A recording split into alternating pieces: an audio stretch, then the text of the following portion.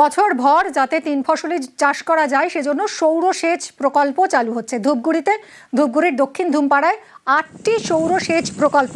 আরো বিশদে জানাবে রকি, রয়েছে আমার সঙ্গে। রকি, মিমি দেখো, বছর ভর 3 ফসলি চাষ নিশ্চিত করতে কিন্তু আংলাভাষা 2 নং গ্রাম পঞ্চায়েতের দক্ষিণ ধুমপাড়া এলাকাতে 8টি সৌরচালিত প্রকল্প চালু করেছে। এই প্রকল্পগুলি উদ্বোধন হয়েছে এদিন।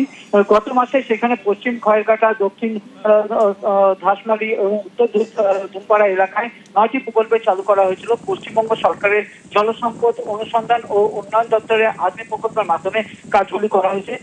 সব মিলিয়ে মোট 19টি প্রকল্প চালু হবে এই এলাকায়।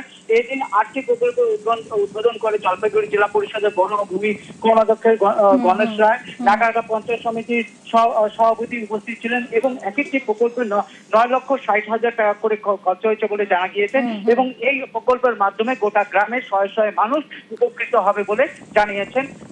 অনেক ধন্যবাদ রকি, ধন্যবাদ।